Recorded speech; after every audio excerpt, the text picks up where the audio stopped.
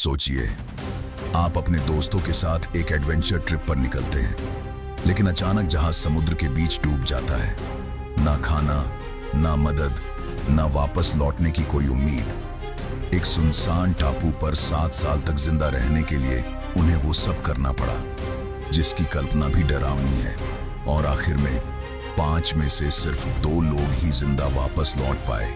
साल 2001 की एक ऐसी सच्ची कहानी पर गौर करते हैं जो किसी के भी होश उड़ा दे।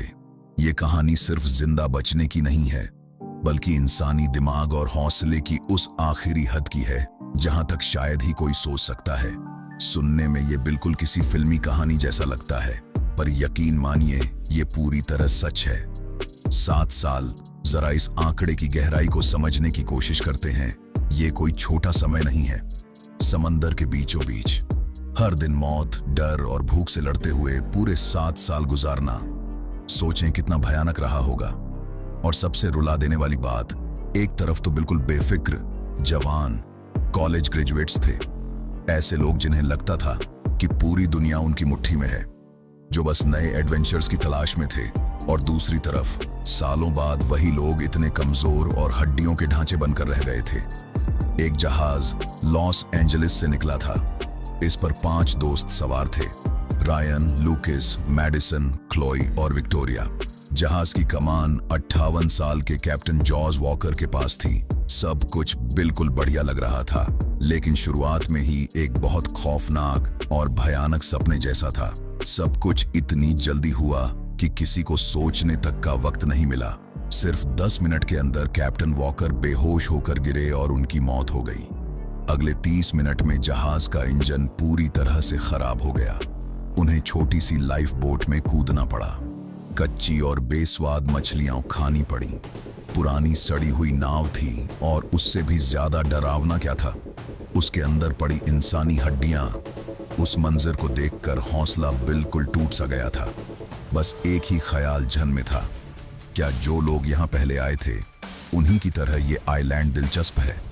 वो ये है कि उस नाव में मिले कंकालों के बीच उन्हें एक जंग लगा हुआ चाकू मिला। अच्छी दोस्तों की भी आखिरी कब्र बनने वाला था, और गर्माहट की पहली उम्मीद थी। और ये अगला हिस्सा इस बात को बहुत ही बेहतरीन ढंग से दर्शाता है कि वक्त इंसान को कितना बदल सकता है। यकीन, इस जगह की एक बहुत ही भारी कीमत थी जो उन्हें चुकानी पड़ी। ये सच में बहुत दुख की बात है। दूसरे साल में एक भयानक तूफान आया, और उस तूफान में एक पेड़ की भारी डाल सीधे क्लोए के ऊपर आ गिरी, जिससे उसकी मौत हो गई। ये पूरी तरह तय हो चुकी थी कि अब यहाँ गुजारा गया हर एक दिन सिर्फ मौत की तरफ ले जाएगा। इसीलिए निकलने की तैयारी शुरू हुई। पूरे 9 महीने लगे एक मजबूत नाव बनाने में। 9 महीने की ऐसी मेहनत जो हड्डियां तोड़ दे। लूकस पत्थरों से लकड़ी काट काट कर अपने हाथ लहूलुहान कर चुका था। मैडिसन ने पेड़ की बेलों से मजबूत रस्सियां बुनी, और विक्टोरिया ने सफर के लिए सूखी मछलियां और नारियल जमा किए, क्योंकि वो जानते थे कि खूंखार समंदर किसी कमजोर नाव को डुबाने में जरा भी वक्त नहीं लगाएगा।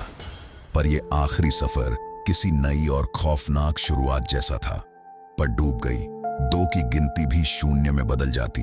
तो इस पूरी कहानी का सबसे जरूरी हिस्सा क्या है?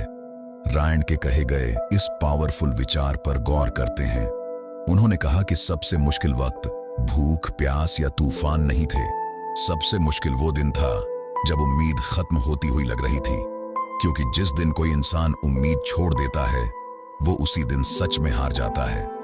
सीधे शब्दों में कहें तो अंदर से टूट जाना और हिम्मत हार देना बाहर के किसी भी तूफान से कहीं ज्यादा बड़ा दुश्मन होता है। आखिर में ये पूरी घटना एक बहुत ही गहरा सवाल पीछे छोड़ जाती है। जब आसपास सब कुछ खत्म होता हुआ दिखे, तो आगे बढ़ते रहने के लिए सच में किस चीज की जरूरत होती है? इंसानी हौसले की ये अजीब और ताकतवर ख्वाहिश हमें ये सोचने पर मजबूर कर देती है कि असली लड़ाई सिर्फ हालातों से नहीं, बल्कि खुद के दिमाग और अपनी उम्मीदों से लड़ी जाती है। अगर आप ऐसी ही रियल सर्वाइवल और रहस्यमयी कहानियां देखना पसंद करते हैं तो अभी वीडियो को लाइक करें, चैनल को सब्सक्राइब करें और बेल आइकन दबाना मत भूलिए, क्योंकि अगली कहानी शायद इससे भी ज्यादा डरावनी और और चौंकाने वाली हो सकती है।